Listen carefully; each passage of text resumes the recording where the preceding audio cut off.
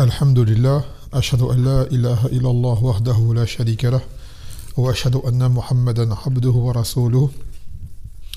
Amma ba'd. Bon, on va débuter directement. Donc on a été encore en retard.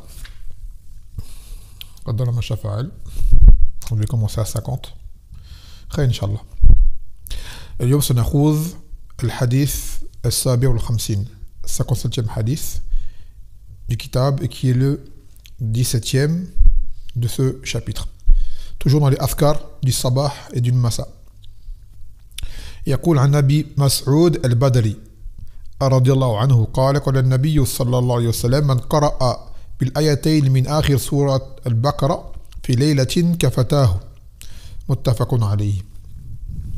Donc là, dans ce hadith, Abu Mas'ud, à ne pas confondre avec Ibn Mas'ud, ce sont deux personnes différentes. Et il s'appelle Uqba ibn Amr ibn Tha'laba, alors que Ibn Mas'ud c'est Abdullah. Que le Nabi sallallahu alayhi wa sallam, il a dit celui qui récite les deux derniers versets de Surat al-Baqarah lui suffiront pour la nuit. Le hadith muttafaqun alayhi, ça veut dire rapporté par Bukhari ou Muslim.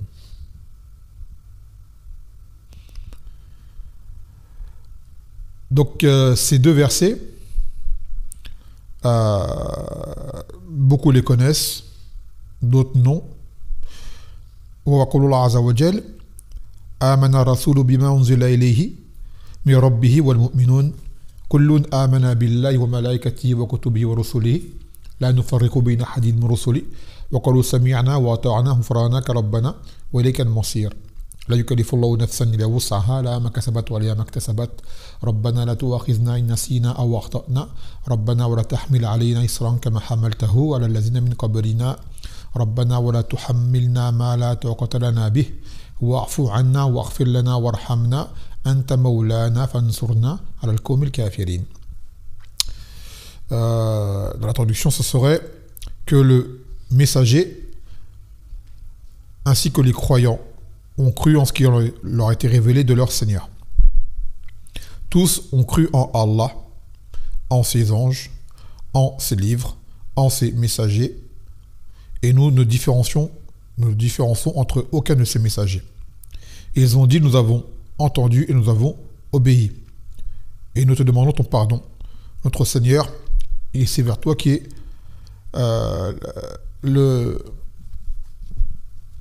l'aboutissement, le revenir, le devenir. Que Allah n'impose pas à une âme ce qu'elle ne peut supporter. Elle aura le bien qu'elle aura accompli, tout comme elle subira le mal qu'elle a accompli. Ô notre Seigneur, ne nous reprends pas pour ce que nous avons oublié ou ce pourquoi nous avons fauté, malgré nous. Erreur involontaire. Notre Seigneur, ne nous fais pas supporter une lourde charge comme tu l'as fait supporter à ceux qui étaient avant nous. Rabbana, notre Seigneur, ne nous surcharge pas de ce que nous pouvons supporter. Et pardonne-nous et fais-nous miséricorde. Tu es notre allié et notre Seigneur. Et secours-nous du peuple mécréant. En gros, voilà le sens de ces versets. Ces versets, à la base, ont été révélés lorsque Allah Azza wa Jal, juste avant, il dit Lillahi ma fi samawati wa ma fi al-ard wa in tubdu ma fi anfusikum wa tukhfuhu yuhasibukum bihi Allah. Que à Allah appartiennent les cieux et la terre, et que si jamais vous cachez quelque chose ou vous le faites apparaître, que Allah en tiendra compte. Ça veut dire même ce que tu ressens en toi, Allah en tiendra compte. Et de là, cela a fait peur aux Sahaba. Ils ont dit, c'est-à-dire même les choses qu'on pense en nous, on peut en être jugé pour cela. Et de là, ils ont eu peur. Et ensuite, quand ils ont fait la remarque au Nabi sallallahu alayhi wa sallam, il leur a dit, est-ce que vous voulez dire, comme on dit les Yahoud avant vous, nous avons entendu et nous avons désobéi. Mais dites plutôt, nous avons entendu et nous avons obéi. Et de là, ces versets ont été révélés par la suite, que le messager, ainsi que les croyants, ont cru en ce qui leur a été révélé de leur Seigneur. tous ont cru en Allah, en ses anges, en ses livres et en ses messagers. Ça, c'est parmi les piliers de la foi. Et nous ne différencions entre aucun de ces messagers. Ça veut dire que nous, les croyants, on croit en tous les prophètes et tous les messagers, sans distinction. Ceux qui ont été nommés, ceux qui n'ont pas été. Contrairement aux gens du livre qui sont arrêtés chacun aux messagers qui leur étaient envoyés en particulier. Et ils ont dit, nous avons entendu et nous avons obéi. Justement, pas faire comme les autres, les gens du livre, qui lorsqu'ils ont eu des choses qu'ils pensaient qu'ils n'allaient pas supporter, nous avons entendu et nous avons désobéi. Et que le pardon à Allah a été demandé.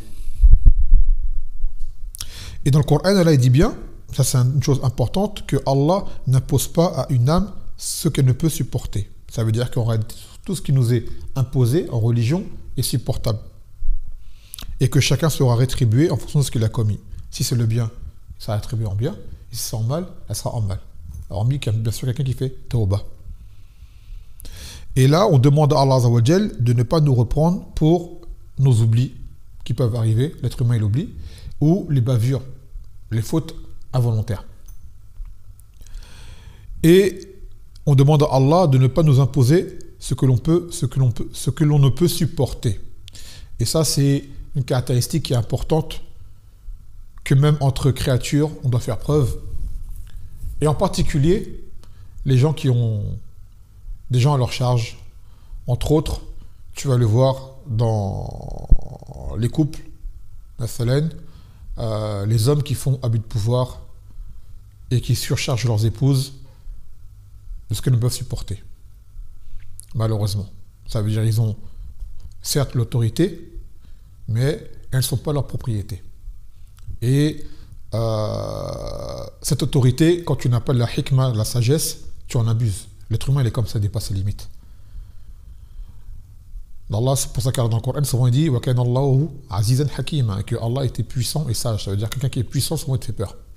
Car la puissance, ça peut amener à quoi? À de l'abus. Mais il est sage. Sa puissance ne l'emmène pas à être injuste. D'ailleurs, Allah s'est interdit la justice à lui-même. Et nous, on se doit justement de se parer de ces belles caractéristiques qui sont justement la justice et la compassion. Donc les époux par rapport à cela doivent être compatissants envers leurs épouses et ne pas abuser d'elles en fait. C'est tout le sens du terme. Et principalement ceux qui ont des épouses qui sont, on va dire, de droiture, qui de base écoutent, qui de base obéissent, et malgré cela, l'époux est un éternel insatisfait et il abuse. La femme fait des efforts à son niveau, elle n'est pas parfaite, et tu le vois tout le temps mécontent. C'est jamais comme il veut. Déjà, il faut rappeler à nous les hommes que notre base première, c'est nos mères. Et nos mères sont occupées de nous d'une façon inégalable, pour se dire la vérité. En général, voilà. Donc n'attends pas de ta femme qu'elle soit comme ta mère. Ta mère, elle t'a mis au monde, elle a souffert pour toi. Ta femme, elle a accepté de vivre avec toi. D'accord? Et une femme et un homme peuvent se séparer. Ta mère, tu ne peux pas t'en séparer. Et donc, le droit de la mère, il est immense. Marié ou pas marié. La mère, tu es obligé de ne pas séparer la mère. Tu n'es pas venu au monde parce que tu as eu une mère. Alors que tu as des gens qui sont morts célibataires ou veufs ou ayant divorcé, mais ta mère, voilà. Même tu as été orphelin, tu as eu une mère. Et quand je dis orphelin, non. Orphelin chalaran, c'est celui qui a perdu son père avant la puberté. Donc tu as eu une mère. Mais n'attends pas que ta femme te traite comme tu as traité ta mère. En général. Après, tu as des femmes, machallah, elles sont vraiment... Peut-être tu as des mères qui ont été négligentes et la femme, elle est au top.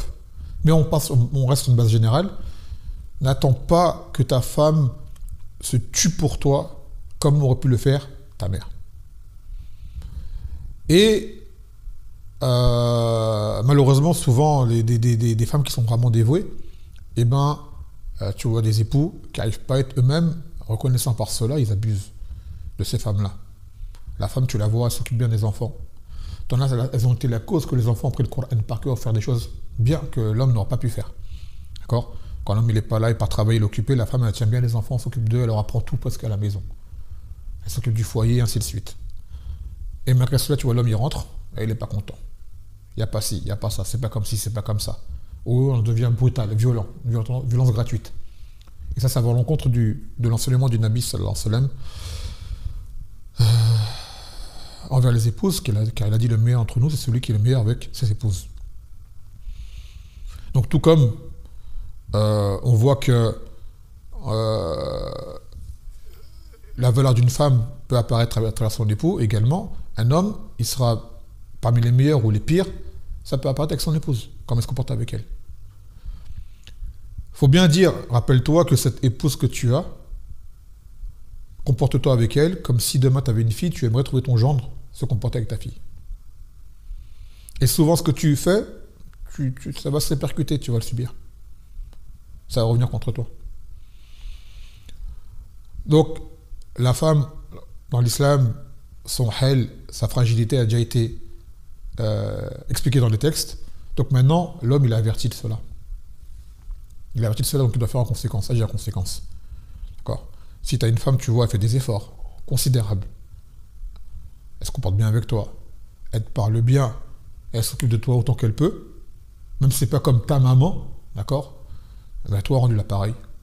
Et comporte-toi bien avec elle. Sois compatissant dans ses erreurs. Quand elle faute, pardonne. D'accord ? Ainsi de suite. Et comme on dit, même si dans le hadith c'est venu comme si elle était une captive, elle n'est pas ton esclave. Elle n'est pas notre esclave. On a autorité certes sur elle, mais c'est pas ton esclave. Et que voire même si elle ne supporte plus la vie avec toi, ça devient insupportable, elle peut se séparer de toi. Elle a le droit. On n'y encourage pas, mais c'est un droit que Allah lui a donné parce qu'elle ne supporte pas. C'est trop dur, le mari il est violent, tout le temps il frappe, tout le temps il insulte, tout le temps il crie, tu vois. Ainsi de suite, et ça c'est insupportable pour une femme, de supporter cela. Ainsi de suite. Donc ça, c'est un rappel par rapport à ça que également les hommes qui ont des femmes, elles sont pudiques. T'as pas une femme qui habille je sais pas comment dans la rue, elle se préserve ton foyer, préserve tes biens, elle te respecte. Et malgré cela, tu vois, l'homme il vient et ben, lui il est irrespectueux envers elle. Et bien ça c'est kufr ni'ma également. C'est l'ingratitude dont l'homme peut faire preuve avec son épouse. Il est ingrat.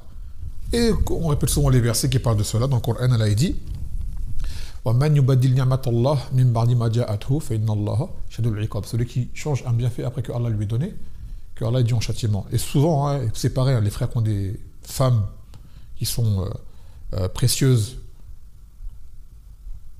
le jour où ils les perdent, et qu'Allah leur donne une autre, d'un autre niveau, en dessous, là il se rend compte de qui il avait, la valeur de ce qu'il avait, mais c'est trop tard, tu l'as maltraité. Ainsi de suite. Voilà, tu as des femmes qui supportent des choses, tu as t'entends des histoires de certaines sœurs, de ce qu'elles subissent de la part de leurs époux, tu dis, subhanallah, comment elle fait pour supporter ça? Shal'an, elle a le droit de demander le divorce 10 fois. 10 fois. C'est son haq. Et tu la vois, dit non.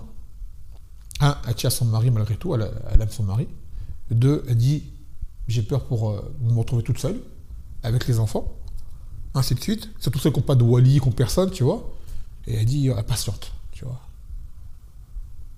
Tu dis, ah, Akbar. Tu vois.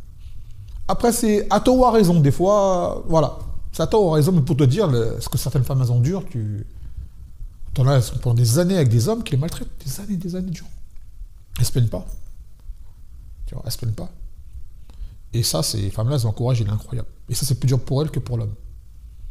Donc par rapport à ça, celui-là qui a une épouse de la sorte, qui se comporte bien avec lui un minimum, elle sera jamais parfaite, hein, mais elle fait des efforts ou quoi, eh bien remercie Allah, parce qu'elles sont rares aujourd'hui. Elles sont rares. Donc cette rareté, si jamais tu la méprises et que tu la négliges, tu vas la perdre. Et après, crois-moi bien qu'Allah va t'éprouver d'une femme, peut-être, c'est ton mari, qui va te faire pleurer les larmes de ton corps. Et les machakils à la maison, c'est pire. Hein. Les machakils disent souvent au Yémen, un embrouille, on va dire, conjugal, c'est pire que 1000 ennemis dehors. Quand tu rentres chez toi avec ta femme, t'es pas bien ou quoi, t'es pas bien, du matin au soir, dans ta tête. Des fois, tu peux avoir des problèmes avec des gens, un voisin ou un frère ou quoi. Ça part. Mais avec ta femme, il a dit, ça te lâche pas. Donc, crée pas un ennemi à la maison. Ne te fais pas un ennemi à la maison. Et il faut en sorte qu'Allah ne te prouve pas par un ennemi à la maison. Toi aussi, fais les causes pour pas que ça devienne un ennemi à la maison. Allah. Donc là, par rapport à ces versets, on demande à Allah de ses faveurs qu'on ne subisse pas cela. Donc, il nous revient à nous de ne pas le faire subir à autrui. Même avec nos enfants ou d'autres personnes. Akada. Donc, ces deux versets-là, d'accord, celui qui les récite le soir avant de dormir, le suffiront pour être protégé toute la nuit. Quand même, toute la nuit. يقول فوائد الحديث فضيلة الآيتين الأخيرتين من سورة البقرة اللتين فيهما 7 جمل دعائية لا يدعو بهن مؤمن موقنا إلا استجابه الله له. Donc on y voit le mérite de ces deux versets, deux derniers versets de Sourate al-Baqarah. Et que ces deux versets contiennent chacun 7 phrases qui chacune est une invocation. Demande de pardon, demande d'allègement, demande de grâce, demande de secours, de protection, et ce qui s'ensuit. Il n'y a pas un croyant qui ne demande cela en étant convaincu de la promesse d'Allah Azza wa Jal sans qu'Allah ne lui réponde. ثانيا استحباب قراءتها كل ليلة. Et il est recommandé de lire ces deux versets chaque nuit avant de dormir. ثالثا فضيلة سورة البقرة ففيها أعظم آية وفيها هاتان الآيتان. Ce qui montre le grand mérite de Surat al-Baqarah qui contient le plus grand verset qui soit, c'est-à-dire qu'il y a le plus de mérite, qui est Ayat al-Kursi, et ces deux versets-là également. Également, avant Surat al-Baqarah et Al-Imran seront pour toi, elles vont intercéder pour toi Yawm al-Qiyamah. Et Surat al-Baqarah, c'est la plus longue sourate du Coran. Et chez les Sahaba, ceux qui a appris par cœur, c'était un savant. C'était un alim. Même s'ils ne connaissaient pas le reste. Ils avaient le Baqarah, parce qu'eux, quand ils connaissaient le Coran par cœur, c'est pas juste du hifz. Ils savaient ce que ça voulait dire et ils agissaient en conséquence. Il était dit que Abdullah ibn Omar a mis 8 ans pour l'apprendre. Vous pouvez l'apprendre si vous voulez en peu de temps, mais il ne faisait pas un verset sans qu'il ne l'applique. رابعا أن هاتين الآيتين يدفع الله عن قارئهما شر الإنس والجن وسائر المؤذيات. Et que celui qui lit ces deux versets-là, Allah Azza wa Jal, le protège du mal des hommes et des djinns et de toute chose qui peut être nuisible. طيب. Maintenant, on va prendre Afkar. Donc là, avec ça,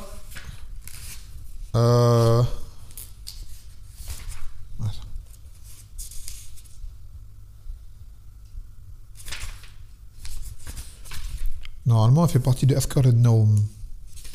Pourquoi il l'a pas mis avec le reste? J'ai pas compris. Parce que maintenant, il va citer Afkar al-Nawm. Et ça, c'est parmi Afkar al-Nawm.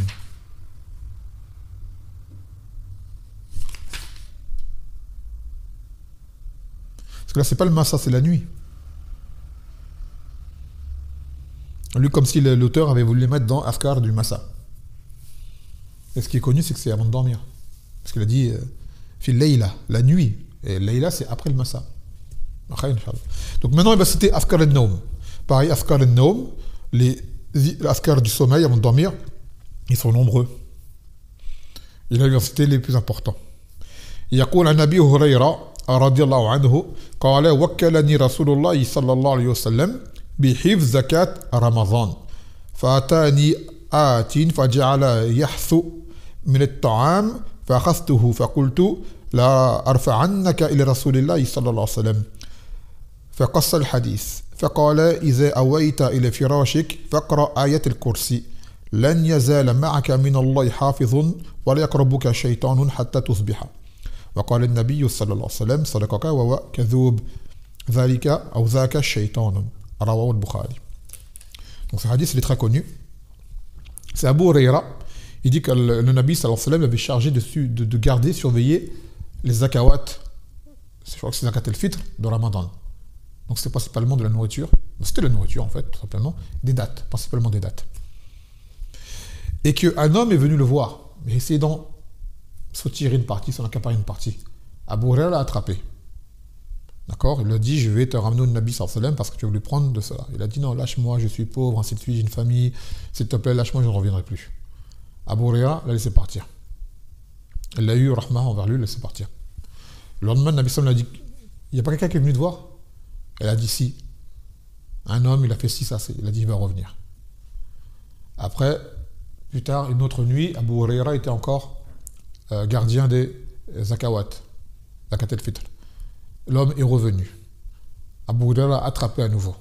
L'homme a redit la même chose. Abu Huraira, malgré qu'il était averti, regardez, il a encore eu une rahma pour lui, il l'a laissé partir. Alors que le Nabi lui a dit, il va revenir. D'accord? Il l'a laissé partir. Et le lendemain, le Nabi sallallahu alayhi wa sallam lui a dit, il n'y a personne qui est venu? Il a dit, si, il est revenu. Il dit, je t'avais dit qu'il allait revenir, dans le sens. Tu vois? Et il va revenir encore. Et cette fois, attrape-le, dans le sens, si je ne me trompe pas dans le hadith. Et là, c'est ça le shahid du hadith, c'est qu'il est revenu. Abu Huraira l'a attrapé. Et cette fois, je ne vais pas te laisser partir. Il a dit, écoute, laisse-moi partir, et en échange, je te donne un ilm par lequel tu seras protégé. Il a dit, c'est quoi? Et c'est là qu'il lui a dit que si jamais tu lis Ayat al-Kursi avant de dormir, que tu auras une protection d'Allah Azza wa Jal jusqu'au matin. D'accord? Abu Huraira, qu'est-ce qu'il a fait? Il a lâché. Il est parti. Et le lendemain, il a vu le Nabi sallallahu alayhi wa sallam. Il a dit, qu'est-ce qu'il t'a dit? Il est revenu, qu'est-ce qu'il a dit? Il m'a dit telle et telle chose. Dans le sens, est-ce que c'est vrai?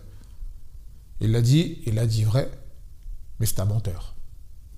D'accord? Et c'est un shaitan. Il lui a dit, ce qu'il t'a dit, c'est vrai, mais c'est un menteur. De base, c'est un menteur. Mais là, ce qu'il t'a dit là, il était véridique avec toi. Et c'était un shaitan. Il lui a dit, c'est un shaitan, cet homme-là, qui est venu te voir à chaque fois. Shahid, c'est que la faïda à retenir du hadith principal, shahid, c'est que Ayat al-Kursi, c'est parmi les afkar qabla an-nawm. C'est une cause de protection pour toute la nuit. D'accord? Et on a dit également que c'est, comme on a dit tout à l'heure, c'est le plus grand verset du Coran et qui est dans Surat al-Baqarah. Le Kursi, c'est quoi le Kursi dans Ayat al-Kursi? À la base, Kursi, c'est Arsh, c'est un trône. Pour de vrai, c'est ça le sens littéraire. Mais qu'est-ce qui est voulu par. Marche-pied ou repose-pied. Moudir, Qadamay ar-Rahman, comme l'a dit Ibn Abbas, c'est l'endroit où Allah pose ses deux pieds. Donc c'est pas la Arsh. Quand on a dit que la terre, les sept cieux et la terre sont l'équivalent d'un anneau de fer dans le désert, dans un vaste désert comparé au Kursi. Tellement il est grand. Et que le Kursi par rapport au Arsh est l'équivalent comme un simple anneau de fer jeté dans un désert vaste. Et que Allah Azza wa Jal est au-dessus du trône. Donc le Kursi, oui, ça veut dire ça, de base, c'est un trône, c'est un. Mais ce qui n'est voulu par là, c'est pas l'arche d'Allah Azza wa Jal. C'est pas ça. Taïb.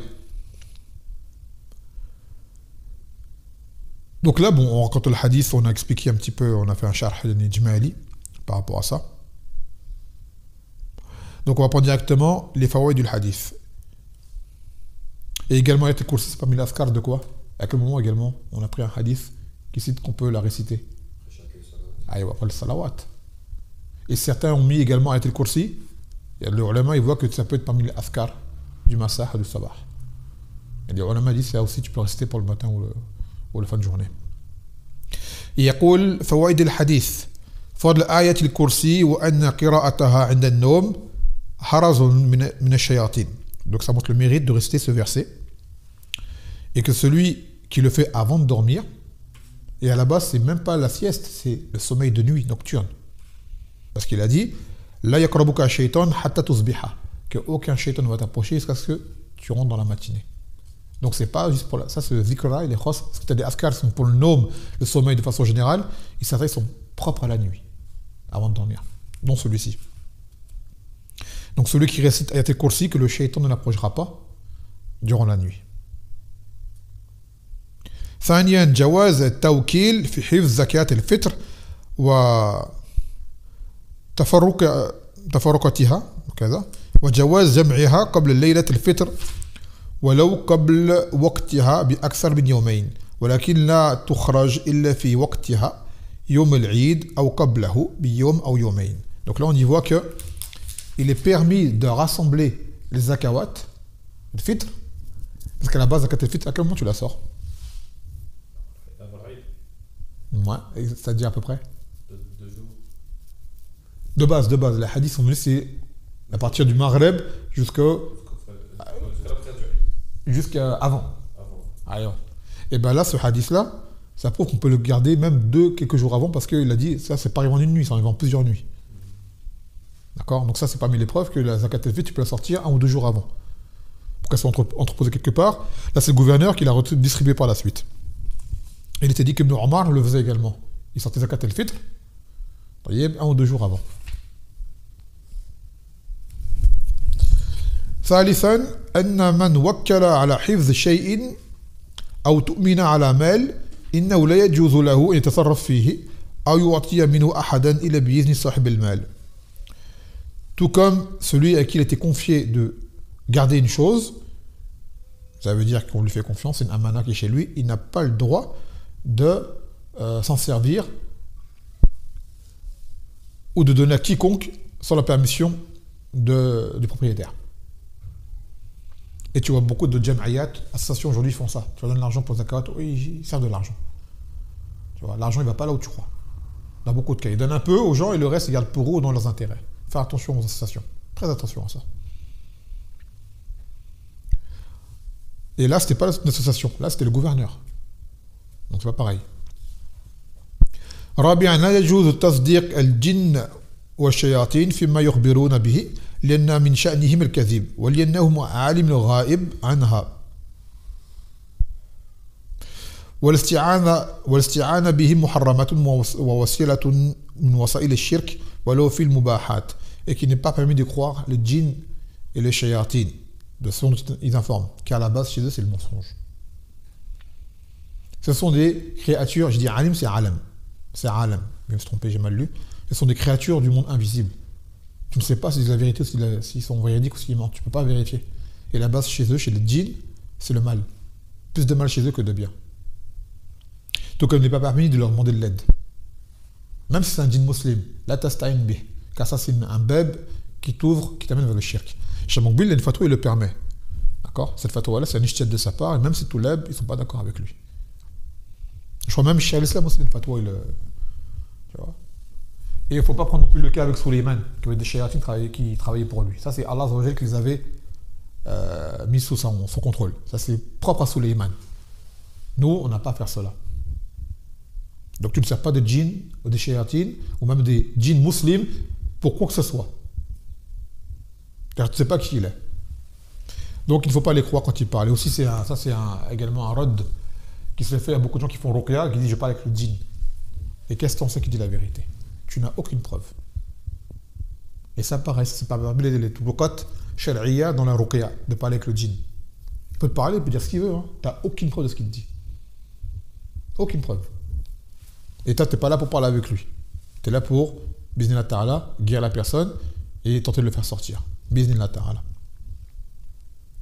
خامسا أن الكاذب قد يصدق في النظرة أو نظرة عفوا et que celui qui est un menteur il peut être véridique parfois c'est rare mais il peut être véridique سادسا أن الشياطين يمكن رؤيتهم إذا تشخصوا في صور الأجسام مدركة بالعين أما إذا كانوا على صورتهم التي خلقوا عليها فلا نراهم et que les shayatines il est possible de les voir lorsqu'ils sont sous une image humaine. Il y a des shayatines, parmi les djinns, qui peuvent prendre une forme humaine, même les anges. Hein. Comme dans le hadith de qui? Jibril.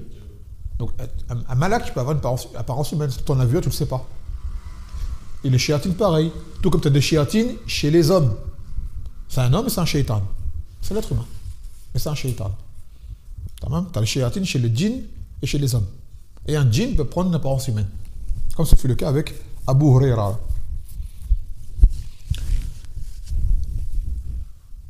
Par contre, leur apparence telle qu'ils sont, on ne peut pas les voir comme ça. On ne supporterait pas la vision. De voir un djinn tel qu'il est, on ne pourra pas supporter. سابعا أن الجن يأكلون من طعام الإنس. Ça prouve que le djinn mange de la nourriture de l'homme. Surtout quand il n'a pas dit Bismillah. Et dans ce hadith, il faut prendre aussi une hikmah que des gens prennent comme ambiguïté. C'est que tu ne vas pas chercher... Tu acceptes le haqq de n'importe qui, mais tu ne vas pas chercher le haqq auprès de n'importe qui. Parce que tu en as, ils disent, ils vont étudier chez les gens de la bid'a ou quoi, ils vont dire, regarde, Abu Huraira, il a pris de shaitan. Tu fais non. Il n'est pas parti chez shaitan pour apprendre de lui. Déjà, il ne sait pas qui il était. C'est shaitan qui est venu le voir et qui lui a donné ça en contrepartie. Et Abu Huraira a vérifié auprès du Nabi sallallahu alayhi wa sallam. Il n'a pas tout de suite accepté. Donc ça, c'est pas un délit pour aller apprendre chez les gens de l'égarement et dire, ouais, mais ils disent la vérité. D'accord? Par contre, si un égaré te dit une vérité, elle est prouvée, tu dois l'accepter de lui. Un kafir te dit une vérité, tu dois accepter de lui. Un fajir, même un fasiq, il dit une vérité, tu dis pas ah, j'accepte. Non, tu dois accepter. Donc c'est ça en fait, tu acceptes la vérité de quiconque, certes, mais tu ne dois pas la chercher auprès de quiconque. Azam. Bien comprendre ce hadith. Taïb, on continue. Attends. On va essayer de finir ce bab, Inch'Allah. Il y a 2 hadiths, on va les prendre bismillah ta'ala. Yaqul, maintenant c'est le 59e hadith du kitab qui est le 19e de ce fasl. عن عائشة رضي الله عنها أن النبي صلى الله عليه وسلم كان إذا آوى إلى فراشه كل ليلة جمعها كفيه ثم نفث فيهما فقرأ فيهما قل هو الله أحد وقل أعوذ برب الفلق وقل أعوذ برب الناس ثم يمسح بهما ما استطاع من جسده يبدأ بهما على رأسه ووجهه وما أقبل من جسده يفعل ذلك 3 مرات رواه البخاري. Donc là, c'est selon Aïcha. Vous voyez encore le mérite d'une femme et qui s'intéresse à la religion, c'est que par sa cause, on a pu voir ce hadith, car c'est une chose que le Nabi sallallahu alayhi wa sallam faisait dans l'intimité. Et c'est Aïcha qui nous l'a apporté. Que lorsqu'il allait au lit, et elle disait « Kull layla », donc également c'était chaque nuit, il joignait ses 2 mains, il crachotait dedans, d'accord, tu postillonnes vite fait, et il récitait Surat al-Ikhlas, Qul huwa Allahu ahad, et Surat al-Falaq, Qul a'udhu bi rabbil falaq, et Surat al-Nas. Ensuite, avec ses mains, il essuyait ce qu'il pouvait de son corps. Il commençait par sa tête, puis son visage, puis ce qu'il pouvait de son corps. Par cela. Donc ça, c'est parmi les afkar qabl an-nawm. Et certains ulama voient également que Surat al-Falaq et Surat al-Nas sont parmi les afkar du sabah et du masa. Il y a des hadiths qui le citent, après ils divergent est-ce que ces hadiths sont authentiques ou pas.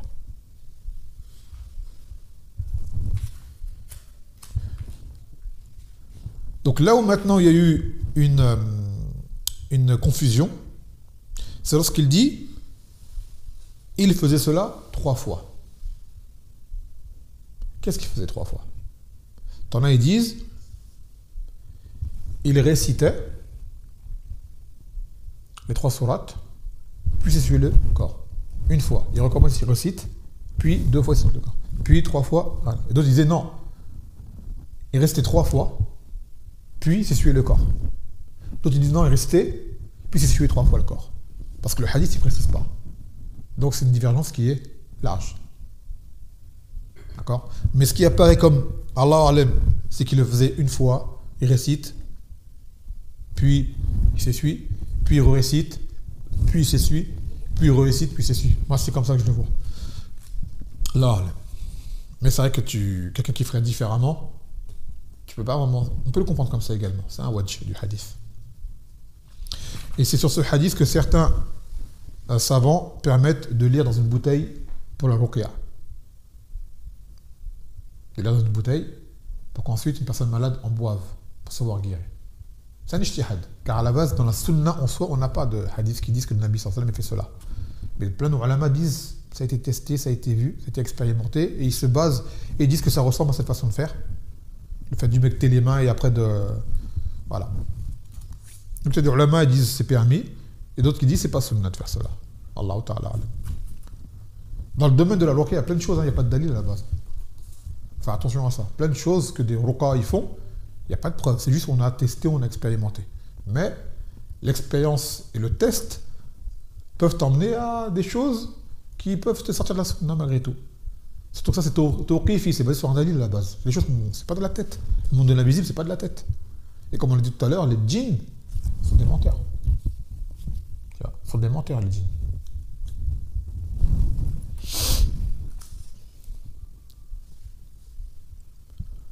Et sachez que ces 2 sourates-là, qui sont Al-Falaq et Al-Nas, c'est les mu'awwazatan. Ce sont deux sourates qui ont été révélées principalement pour la guérison. Quand tu veux faire ruqya ou quoi, ça c'est une ruqya en fait, hein, quand tu le fais avant de dormir. Tu fais ruqya toi-même. Et des gens qui perdurent là-dessus de façon régulière ou quoi, fil gharib, ils ne sont pas atteints de mal occulte. D'accord? En général, s'ils sont sur une droiture, à part si Allah il veut les éprouver, mais c'est une protection. Et des gens qui sont atteints d'un mal occulte peuvent, comme on le dit souvent, on les encourage à faire eux-mêmes les causes, de ne pas aller s'accrocher à un roquet ou quoi, et justement pour montrer tellement c'est une chose que Allah Azza wa Jal nous pousse à faire, c'est que ces sourates-là sont accessibles à tout le monde. Tout le monde peut apprendre par cœur, Nas et le Falaq, c'est pas dur. C'est pas comme si on disait que tu apprends le Surat al-Baqarah. Oui, c'est long, c'est dur. Ces deux sourates-là, elles sont courtes. Elles sont faciles. C'est-à-dire que les moyens de guérison sont à ta portée en réalité. Tu as un petit effort à faire. Si tu ne les connais pas encore, tu les apprends. Et après, tu les récites sur toi. Et il ne faut pas minimiser de leur fadl. D'accord? Elles sont une grande cause de guérison. Mais il faut persister. D'accord? Il ne faut pas dire, ouais, j'ai fait une fois, ça n'a pas marché. Continue. Et même si ça n'a pas abouti, tu penses que ce que tu as fait, c'est vain. Tu as assez du Coran, tu as fait des asbab, tu as mis un ihtisab, tu as du hajj. Même si tu n'es pas guéri, tu as une autre compensation qui est la récompense auprès d'Allah subhanahu wa ta'ala. Et chaque lettre du Coran que tu as récité, tu as dit hasanat. Tu as perdu quelque chose? Rien du tout. Tu es gagnant à 100%. Juste, c'est peut-être pas le gain que toi tu voulais avoir. طيب يقول فوائد الحديث أن قراءة هذه السور الثلاث قبل النوم صيانة للإنسان وحفظه له واستعاذة من كل مكروه جملة وتفصيلا. Que réciter ces deux sourates, ou plutôt apprendre ces trois sourates avant de dormir, c'est une protection pour la personne et le protéger. Et un refuge de toute chose qui pourrait l'atteindre, toute chose nuisible et détestable qui pourrait l'atteindre. Et aussi sur ce genre de hadith assez large, des ulama voient la permission de la vaccination. C'est-à-dire le fait de faire une cause à l'avance pour le protéger. Après, la vaccination en soi, il faut la regarder. C'est quoi ce vaccin? Qu'est-ce qu'il y a dedans? Quand on parle du procédé de faire une cause médicale qui protège, de prévention, alors que le mal ne t'atteigne. Ça, c'est une chose qui est permise. Maintenant, ça ne veut pas dire qu'on dit aux gens d'aller prendre un vaccin. Les vaccins, il y a plein de trucs, il y a plein de cochonneries dedans, ça fait plus de mal que de bien. Là, c'est autre chose. Là, ça demande un diagnostic des médecins fiables, expérimentés, qui vont te dire celui-là non, celui-là oui, celui-là non, celui-là oui. Ça, c'est autre chose. Sinon, on ne rentre pas là-dedans de nos têtes. Mais de base, le procédé vaccinal, de prévention, c'est une chose qui est légiférée. D'ailleurs, il y a un autre hadith qui le prouve, lorsque le Nabi sallallahu alayhi wa sallam a dit celui qui a pris 7 dates à Jawat chaque jour, il est protégé du sihr. C'est quoi que tu fais des causes de prévention avant que ça t'arrive? C'est le procédé de la vaccination. Sauf que le procédé de vaccination en soi, c'est le fait de t'insérer la maladie. Moi, je ne parle pas de ça, je parle de la protection, prévention à l'avance. D'accord? Après, peut-être c'est un autre mot. Parce que la vaccination, c'est une chose précise. Je crois que les premiers vaccins, c'était ça. Hein. C'était prendre la maladie, l'insérer, comme ça, le système immunitaire la reconnaît, et le jour où il vient, il peut te défendre, soi-disant. Moi, je ne parle pas de ça, je parle du fait de faire des causes, d'accord, des causes à l'avance pour prévenir. Comme les nouveau-nés. C'est-à-dire? Parce que en France, en tout cas, les bébés, ils leur mettent des vaccins obligatoires. Ah oui, non, ça c'est... Non, ça c'est... Ce truc-là, je suis contre. Je ne dis pas que c'est haram ou quoi, mais je dis aux gens s'ils peuvent l'éviter, qu'ils l'évitent. Après, ce qu'il y a dedans, je ne connais pas, mais voilà quoi. Il y a d'autres endroits, les enfants, ils naissent sans vaccin, ils vivent très bien. Tu vois, ils vivent très bien. Donc ces vaccins-là, ils ne sont pas indispensables, comme il le dit. Ça, c'est que takaloufat des koufars, ça. Justement, ils ont tellement peur de tout qu'ils font ce genre de choses. Ils exagèrent. يقول فوائد الحديث. طبعا on était dedans déjà, ouais, نعم طيب. استحباب قراءة هذه السور الثلاث قبل النوم والتعوذ بها. Qu'il est recommandé de lire ces trois sourates avant de dormir. Et de chercher refuge par leur biais. ثالثا كيفية قراءتها وأن يجمع كفيه وينفث فيهما من ريقه ثم يقرأ هذه السور الثلاثة ثم يمسح بكفيه رأسه ووجهه وصدره وبطنه وفخذيه وساقيه كل ما يستطيع من جسده يكرر ذلك ثلاثا. Donc comment faire c'est qu'il faut les réciter, chacune, d'accord, en joignant les mains, puis crachoter dans les mains, d'accord, puis, attends, je recommence, j'ai mal lu. L'auteur dit d'abord tu joins tes mains, tu crachotes dans tes mains, d'accord, puis tu récites 3 sourates, puis tu t'essuies ton corps. Tu commences par la tête, le visage, ta poitrine, tes bras, tes jambes, ce que tu peux toucher de ton corps. Et tu fais ça 3 fois. Donc lui, il voit que tu joins, tu crachotes, tu lis, tu t'essuies. Tu joins, tu crachotes, tu lis, tu t'essuies. Tu joins, tu crachotes, tu lis, tu t'essuies. C'est ce qu'il voit lui. Et il dit Rabi'an fadl hadi suwar thalatha. Le mérite de ces 3 suwar, ces 3 sourates. Et c'est également, c'est facile à faire. À la portée de tous. طيب ونكمل بهذا الحديث qui sort le dernier de ce bab بإذن الله تعالى. كفارة المجلس, l'expiation d'une assemblée, un ders, un rappel, d'accord, une assise qui a eu lieu pour Allah Azza wa Jal ou quoi autre. Comment on la clôture, par quoi on finit. يكون عن عائشة رضي الله عنها قالت ما جلس رسول الله صلى الله عليه وسلم مجلسا فقط عفوا ولا تلا قرآنا ولا صلى صلاة إلا ختم ذلك بكلمات قالت فقلت يا رسول الله أراك ما تجلس مجلسا ولا تتلو قرآنا ولا تصلي صلاة إلا ختمت بهؤلاء الكلمات قال نعم من قال خير ختم له تاع على ذلك الخير ومن قال شرا كنا له كفارة سبحانك وبحمدك لا إله أنت أستغفرك وأتوب إليك. رواه النسائي. Donc Aïcha dit que le Nabi sallallahu alayhi wa sallam n'a pas donné d'assise, ou n'a pas lu de Coran, ou n'a pas fait de salat, sans qu'il ne clôture cela par des paroles. Donc je lui ai dit, c'est-à-dire moi Aïcha, au messager d'Allah, je te vois à chaque fois, après chaque assise, ou après chaque lecture de Coran, ou après chaque salat, prononcer ces kalimat. Il a dit oui, car celui qui dira du bien, j'ai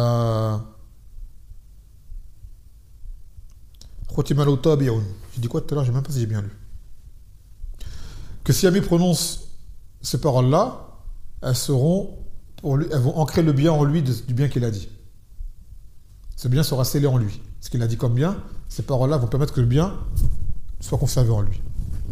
Celui qui a dit du mal, qui a fauté, qui s'est trompé ou quoi, ces paroles-là seront là pour effacer le mal qu'il a prononcé.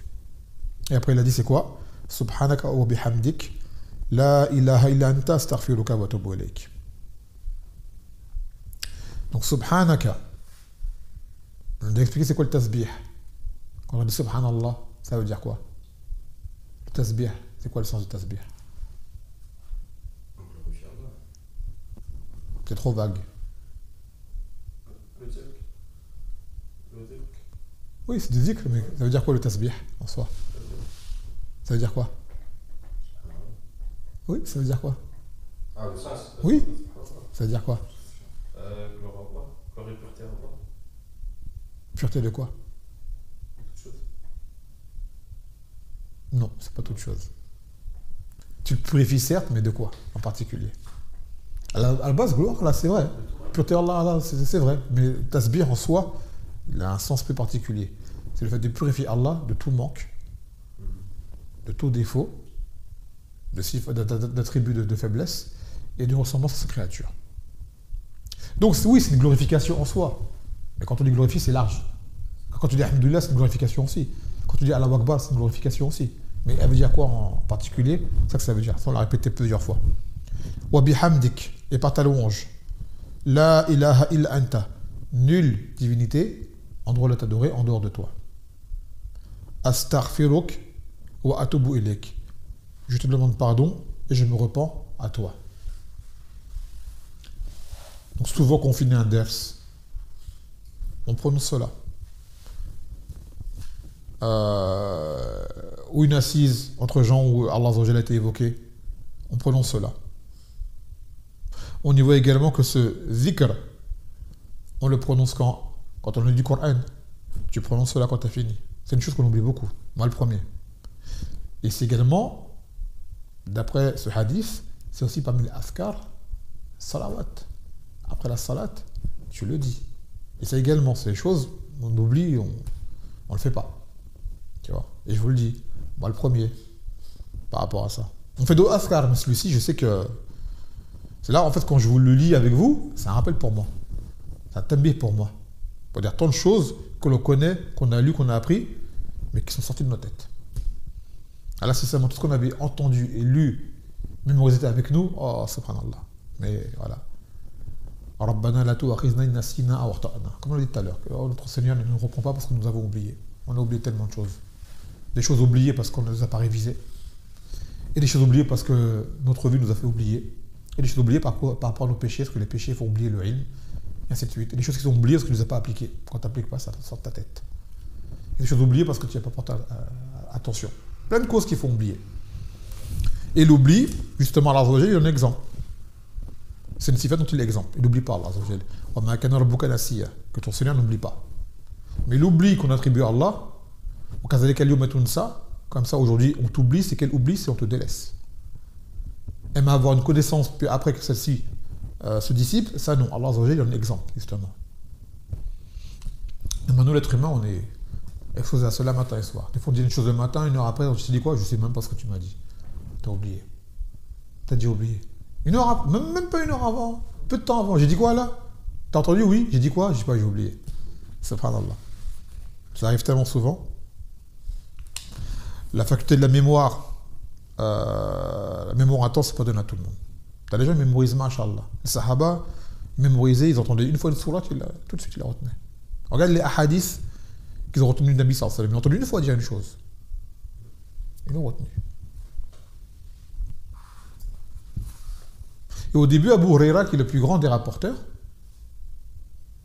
d'accord, de hadith, au début, en fait, il y avait une concurrence entre lui et Abdullah ibn Amr. Et il a dit que Abdullah ibn Amr mémorisait mieux parce que lui, il écrivait. Moi, j'écrivais pas. Donc après, déjà le Nabi sallallahu alayhi wa sallam lui a fait un dua, et après, il s'est mis à écrire et à réviser ce qu'il avait retenu. D'où le fait qu'il est devenu le plus grand rapporteur de hadith dans l'absolu parmi les sahaba. Il révisait, il écrivait, et surtout il appliquait. Surtout ça, il appliquait. Et il a souffert pour ça. Il a donné beaucoup de temps, il était tout le temps avec le Nabi sallallahu alayhi wa sallam au détriment de sa faim, de sa fatigue. D'accord. Et Allah azza wa jalla l'a élevé. Il est devenu un imam du hadith pour les musulmans. Et également une marque, un repère de sunnah chez les gens. Quelqu'un qui critique Abu Huraira, tu as affaire à Muqtadir tout de suite. Ou alors un ignorant qui ne connaît pas, on lui dit, il répète bêtement ce qu'on lui a dit. Sans quoi quelqu'un qui critique Abu Huraira, tous les sahaba de façon générale, mais surtout lui, parce que lui, il apporte beaucoup de hadiths. Donc les gens de la bid'a, ça les dérange. Surtout les chiites, la rafida, ces gens-là, là, Abu Huraira, c'est parmi les pires pour eux. Il avait été raconté une histoire d'un homme qui... C'était Cheikh Abou Bilal qui avait raconté cette histoire-là, qui avait une assise entre deux hommes, et que quelqu'un avait cité Abu Huraira. Hadith rapporté par Abu Huraira. Qu'il y avait une personne dans l'assise qui avait entendu Abu Huraira commencer à le critiquer. Commencer à mal parler sur lui, à insulter. Et il a été dit, l'histoire elle est vraie, apparemment, je ne me rappelle plus du fait, qu'il y a un serpent, un immense serpent qui est tombé du toit, dans l'assise où il y avait tout le monde, et que ce serpent s'est mis à pourchasser cet homme-là en particulier. Tu vois. Et tout de suite, il a dit, c'est bon, je fais tout bas ce que j'ai dit, j'ai parlé sans bourrer. Il savait tout de suite ce qui s'est passé. Une fois qu'il a dit ça, le serpent a disparu. Il est parti, il a disparu. L'histoire, elle est vraie. Donc Allah Azza wa Jalla les protège ses serviteurs. Inna Allah yudafi an allazina amanu. Que Allah protège ses serviteurs. Donc le shahid, bon là c'est pas Bouhaya, c'est Aïcha. D'accord? Aïcha qui a apporté ce hadith-là. Et elle aussi, elle est parmi les grands apporteurs de hadith, Aïcha. D'où le fait, son grand mérite, c'était qu'elle est la femme la plus savante qui soit. Faqiha. يقول فوائد الحديث مشروعية قول سبحانك وبحمدك La ilaha illa anta astaghfiruka wa atubu ilayk. Il est permis de dire cela. Après, ba'd faragh min kulli salah fardan aw naflan. On peut le dire après une salat obligatoire ou surrogatoire. C'est général. C'est même pas que après la salat obligatoire, même après une nafila, tu dis cela. ثانيا استحباب ختم قراءة القرآن بهذا الذكر. Qu'il est recommandé de, quand tu as fini de lire le Coran, de faire ce zikr. ثالثا استحباب ختم كل مجلس بهذا الذكر ليكون ماحيا لما يقع فيه من الغلط. Qu'il est recommandé de finir toute assise, toute assemblée par ce zikr, car il sera une cause pour effacer toute erreur que tu auras pu prononcer. رابعا فضيلة هذا الذكر في من عمل صالحا فهو خاتم لعمله فلا يتطرق إليه خلل إلى يوم القيامة ومن عمل سوءا يكون ماحيا له. Et également parmi les mérites de ce zikr, c'est que celui qui a fait une bonne œuvre, ce zikr sera comme une chose qui va sceller son œuvre. Par contre, celui qui aura mal agi ou mal parlé, cela sera une cause qui va effacer son erreur. Bismillah ta'ala. Ça tombe bien parce que hier je voulais prendre 3 hadiths, aujourd'hui 3. Donc on a pu en prendre 4, ça a rattrapé. Pas hier, je veux dire vendredi. Et de là, on a fini le bab du zikr des askar. Des askar, on a plein. Hein. Vraiment, l'auteur il a fait résumer. Il a voulu faire, comme je vous expliquais, 20 hadiths dans chaque bab. Il aurait pu rapporter une centaine de hadiths dans le zikr. 20. Déjà, tu arrives à faire ces 20 là, c'est un khayr azim. Tu n'es même pas obligé de tout faire. Mais tu arrives à faire ces 20 là déjà, là, c'est un khayr azim, jiddan. Non. طيب. Donc, tu as fait bien hada. Et j'ai oublié de préciser que maintenant, les durus, ils vont descendre. À partir de la semaine prochaine, ce sera 19h40. J'avais dit 50, ça va faire trop juste. Là, ça va très très vite. Ça sera plus vers 19h40, Inch'Allah ta'ala. Si on a les clés à temps pour rentrer à l'heure. T'as pas. T'as même. Subhanaka wa bihamdik. La ilaha illa anta astaghfiruka wa atubu ilayk. Wa assalamu alaikum wa rahmatullahi wa barakatuh.